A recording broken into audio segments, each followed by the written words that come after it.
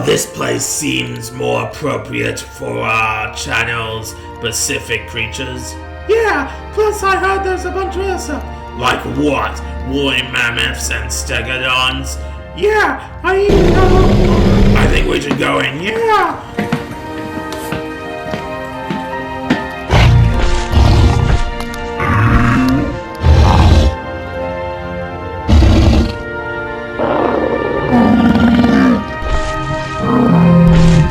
I guess with that, we can now start this tour. Hello everyone, this is the Eye of the Swarm, and today we're going to look at the National Dinosaur Museum.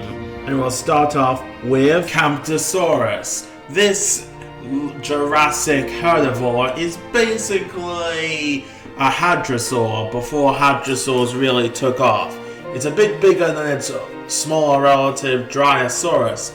And it's nice that the museum puts this dinosaur up first, along with these models, and the tail's a bit messed up. Anyway, Camptosaurus's pop culture iconography comes from Planet Dinosaur, where it was attacked by an Allosaurus, and stolen from that Allosaurus by a Saurophagonax. But also, it appeared in Jurassic Park. Well, not the movies per se. It appeared in one game, and it was mentioned when Tim and his dad visited a museum. But it also appeared in some other games, like Path of Titans and Zoo Tycoon, the first one I'm talking about. But yeah, there's not much to this dinosaur, and I would like to go into it in more detail, but we have much more to explore. There are these stone dinosaurs, but I'm not going to really cover them unless they have a sign above them. Anyway, before we go up to the main bit, there's something I need to show you. This little off area. Oh yeah, and there's also the gift shop, which will have something special which I'll show at the end. Anyway, this is a Tarbosaurus nest, and it just shows how large carnivorous dinosaurs take care of their eggs. There are various posters and this animatronic Dilophosaurus, which is quite intimidating. Okay, now let's get into the main event.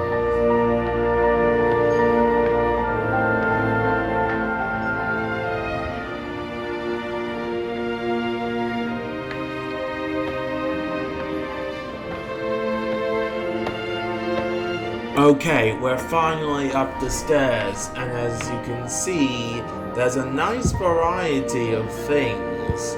From ancient fish to dinosaurs, saber-tooth cats, and of course the mighty pterosaurs. And I'm not going to really cover these statues of pterosaurs.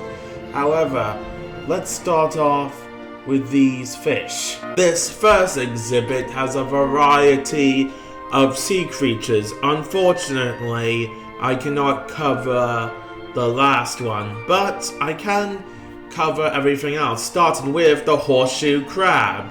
And this is not really a prehistoric animal, but they have been around for a very long time, so it is nice to include it. Now let's get into something actually extinct, like this, the Nintea, a species of fish which really doesn't have that much cultural significance. Apparently it's a Cenozoic fish, so that's why it looks so modern compared to the others. Maybe that's why there were so many fossils of it in the, well, exhibit. But anyway, I think this fish is cool, but not as cool as the next fish, which is Bophiolipus, which is a species of Prachodam, a type of armored fish. And it is some kind of filter feeder from the looks of it. It doesn't look like any sort of predator.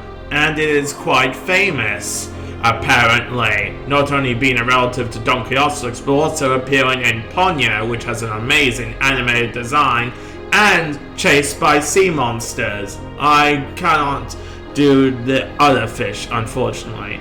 Along with that fish, there's a depiction of the Earth and some fossils we can actually touch, which is pretty nice. Anyway, now let's move on to the period, starting with, there are a lot of things that happen, from the Earth exploding with another planet, to it being a volcanic hellscape, to various ice ages.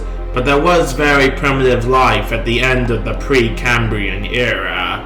Unfortunately, I cannot identify these creatures. However, that will change in the Cambrian section. During the Cambrian period, creatures started to develop more larger forms than just single-celled organisms, and much tougher forms, like these various arthropods. Let's start off with the most dangerous creature here, relatively.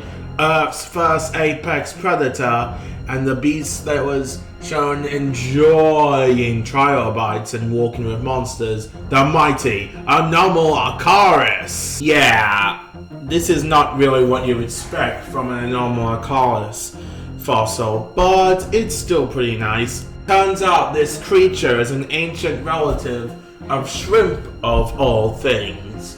So this is basically a killer shrimp of all intents and purposes. And it appeared in Walking with Monsters. There might be a few other documentaries, but that's its major role. Anyway, let's move on to some trilobites. Now, trilobites are a difficult thing to cover since there's so many different variations, and so many different ones through periods in the Paleozoic. But I should mention them. They are one of the most successful life forms on this planet, and they appeared in many documentaries, such as Walking with Monsters and Ark Survival Evolved. Along with the trilobites in this thing, there's also something else. Something a lot older. Oh yeah, there's also some trilobites in Ponyo, but they're kind of hard to see. Anyway, on to the weird creature. The Archaeocene aphid, which apparently is some kind of ancient sponge-like organism, which just shows how ancient and weird the Cambrian really is. And it turns out these creatures come in a nice variety, which is pretty neat. Now, let's move on to the Ordovician. The Ordovician is when creatures started to become a bit more recognizable. Well, as recognizable as the ancient Paleozoic was. There were still plenty of trilobites, but there were more familiar creatures like starfish. However, the unique creature that was shown in this era was the mighty Orthocone. Orthocones are an ancient relative of squid and octopuses, and they were one of the largest specimens of that time. And Orthocone's more of a term for ammonites and stuff with straight cones, and they are quite famous in paleo media. One was the deadly sea monster of the Ordovician. They also appeared in the Jurassic series as bosses, as a collectible creature, and overall being pretty cool. This maxed out specimen is nice.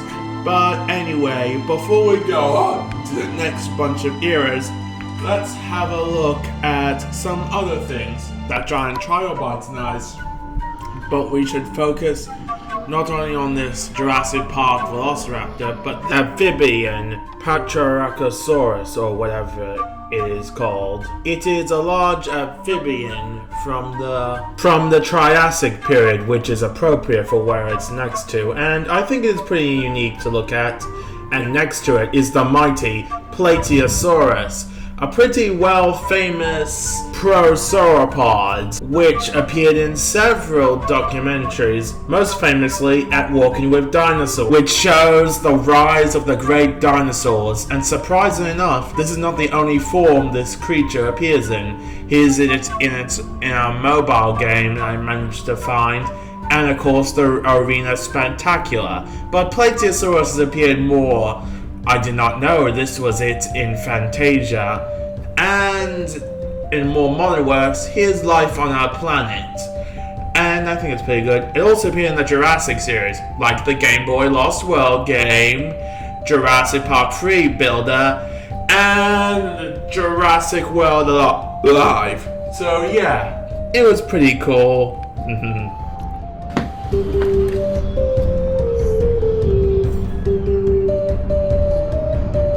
So you're the relative of the massive sauropods? I guess over there is the proper Jurassic section with that Stegosaurus over there.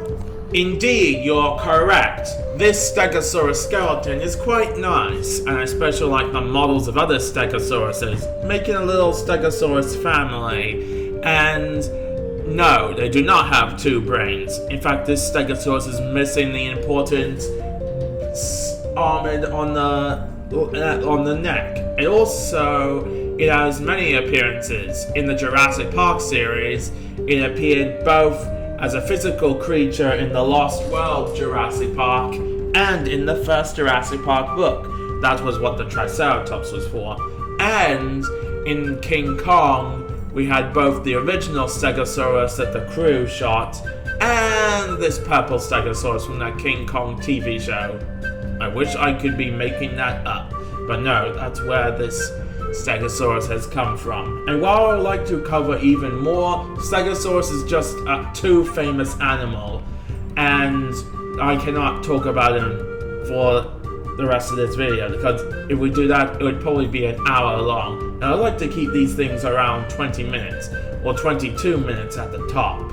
Anyway, on to the next part of the museum. I like how one of the displays is actually just touching this Stegosaurus plate. And yeah, I was expecting it to be a bit bigger, but the last Stegosaurus I saw in the Sydney Museum wasn't that big either. Anyway, now let's move on to our ancient ancestor, the Dimetrodon. Since we're still technically near the Paleozoic stuff, I guess the Dimetrodon is a nice addition.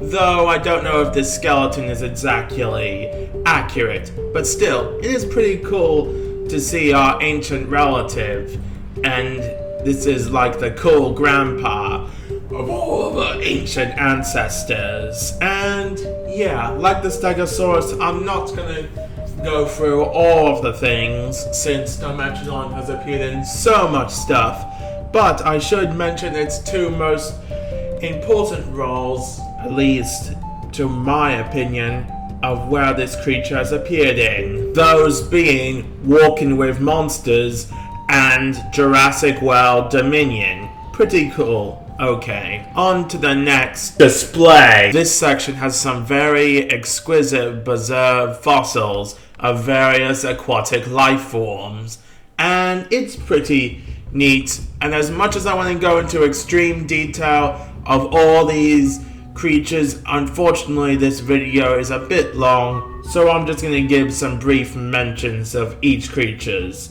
The animals in this display include Opperbinia, a type of weird creature from the Cambrian period, Picareras, a type of prehistoric bass from the looks of it, Pica, a Cambrian fish, maybe our earliest ancestors, Gossentarian, a weird-looking tree that's probably related to ginkgos, and Hesarogarian, I think I got that messed up, a prehistoric stingray, and of course there are trilobites in here, but I'm not going to cover all of them.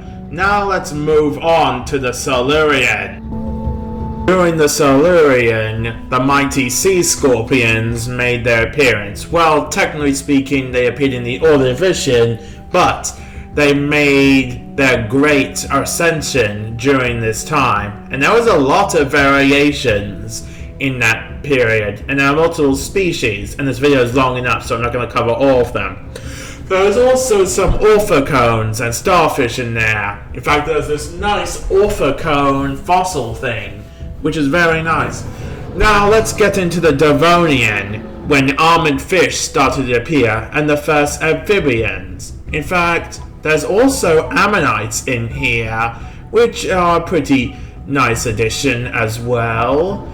And as we move past that, we get straight into the Carboniferous. You would think this time would be focused on the giant bugs, but it's actually on the plants, which gave this period its name. The word Carboniferous means coal bringer, because all the dead trees that gave the giant insects their size, well, when they eventually died and became coal, there was just so much that we got a lot of this. So if you're wondering where all that fossil fuel and pollution came from, it was from this time, and you thought the giant bugs were bad enough. Nope. Anyway, before we go into the Permian section, let's have a look at these large fossils up top. There are several of these larger fossils of medium-sized creatures.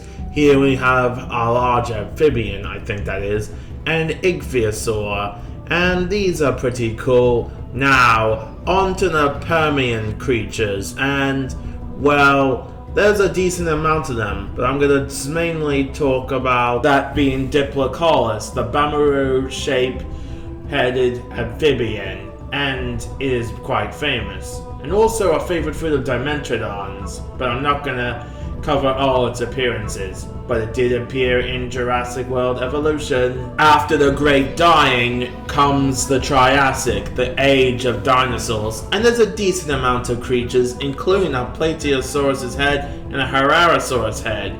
But we should probably move on to the Jurassic, home to some of the largest dinosaurs and the first birds ever to evolve. And after that, we get some interesting creatures. There's also some pterosaur models here, which is not the important thing.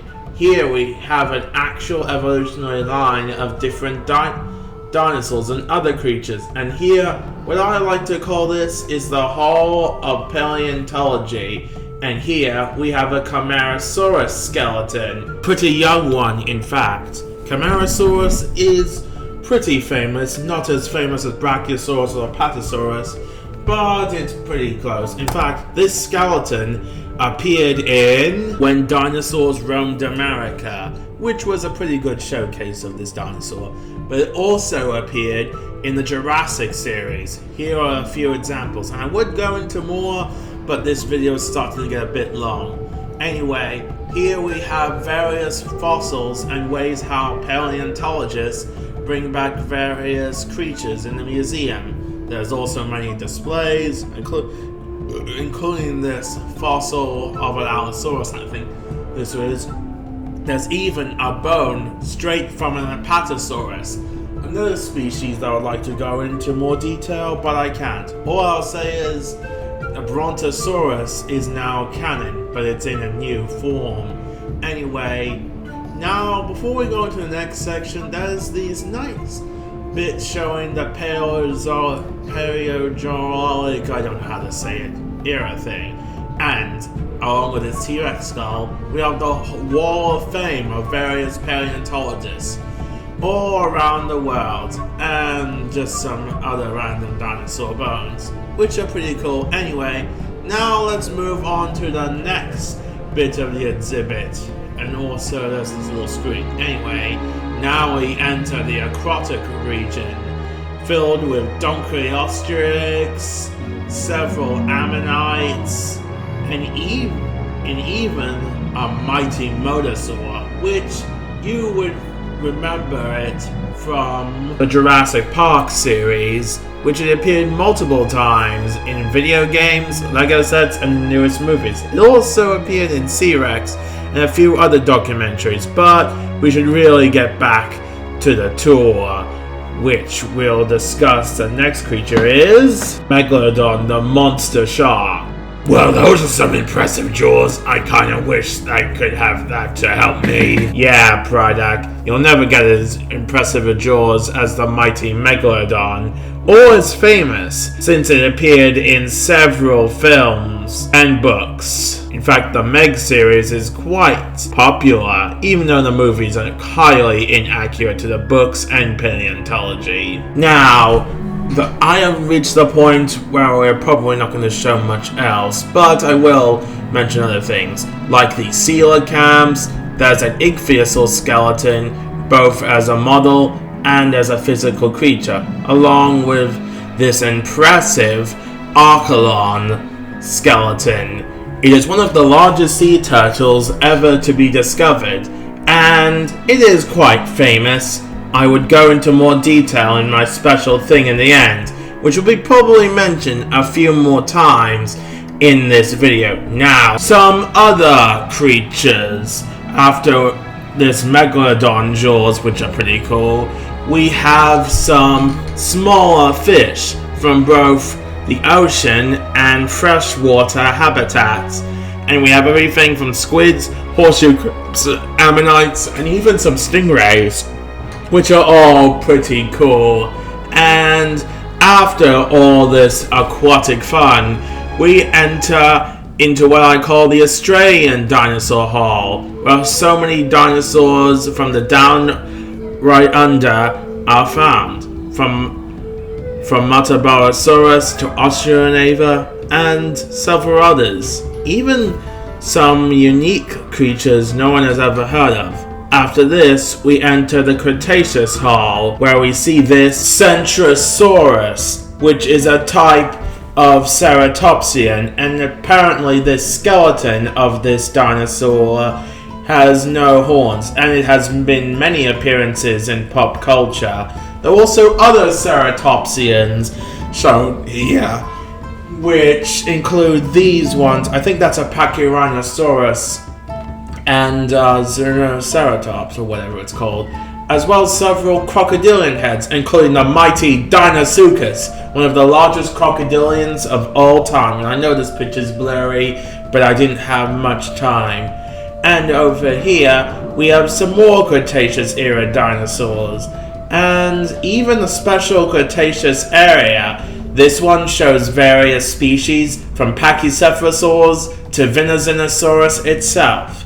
And on the other side, the actual Cretaceous display, which has various creatures, from raptors to Struthiomimus, I think, several fish, large vertebrae, and the lower jaw of a mosasaur, a prehistoric reptile that is one of the first creatures discovered of the Mesozoic, and thought of the concept of extinction itself. Trust me, I am not lying on that part. Anyway, here we have another Gallimimus, a large ankylosaur, and if we move forward, this ankylosaur is an animatronic, so it moves. Here we have various heads of dinosaurs, amphibians, and other creatures. And if you press this light, it actually shows that species right here. And there's a Parasaurolophus, a Pachycephalosaurus, and even a Spinosaurus skull, which are all pretty cool. And as we see this skeleton on the right, we have the Tyrant Lizard King himself. And, well, do I really need to go into T-Rex? Over here we have several feathered dinosaurs, and they're pretty cool, though I kind of wish the raptors were a bit larger. And if you can see over there, the extinction of the dinosaurs itself.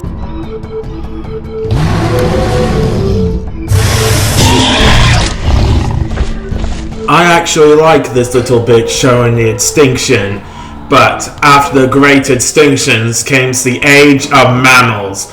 And here we have two skeletons, one of a short-faced bear, and the other a giant ground sloth. And no, it's not a relative of Sid, it's something a bit bigger. And there's also a Smilodon animatronic, which is also pretty cool. Now this Ice Age display showed what happened both in North America and Australia, with a cassowary and a monstrous Megalania, and a few more creatures native to the lands down under, which is pretty nice. There's also another bit showing what came after the dinosaurs, showing the remains of various Ice Age creatures, which are pretty nice. But that's not all the Ice Age creatures here, for there is something special down below. However, before we cover that, we should finish up what's up top. After looking at these various mammals, including a parenti, and even a relative of our modern horses, early hippus, I think that's what it's called, we finally got back to where our journey started, with a Dodo and Smilodon model. Now, I did promise you to have a look at these pterosaurs, so let's have a look at these fossils. We have small pterosaurs here, specifically 2 early pterodactyls, I think that's what they are, and a Rhamphorhynchus skeleton, which I have poor footage of. They are pretty nice, and like I said, I missed out on a Pteranodon skeleton. But what's down below, past the gift shop, will clearly make up for that. One of the things apparently they're selling in this gift shop are these various crystals, including some pretty large amethysts. However, they have something much more impressive. And no, it is not this astronaut, which I do not know why it is here in the first place. It is actually these skulls for various hominids. I think that's a Gigantopithecus. But the main event of this Ice Age era is, behold, a skeleton of a mighty Stegodon. And before you ask, no, this is not the Stegodon from Warhammer Fantasy. This is a more tropical elephant-like creature, and I have to say it's even bigger than the Stegosaurus. And here's a person for just how big these monsters really are. And it's a nice addition. Along with the Stegodon, there are actually some stuffed mammals here, including the skull of a woolly mammoth, just showing how different the Stegodon is compared to its much more colder kin. And there's also a juvenile mastodon. And it seems fitting that this ends with a family of our ancient ancestors, as well as this haul of human remains. And there's even an ancient burial, a fitting end for the actual exhibit portion of this museum. But there is one last thing to show off. When you go through the outside bit, you can actually find, and just move out a bit, these awesome models of various different dinosaur species. Not all of them are accurate in terms of appearance or size, but it's a nice decoration. And yeah, that is everything. And we'll discuss the... Do you think that was pretty cool, Brightac? No, I didn't, and especially with that. We'll discuss this later. Yes, agreed.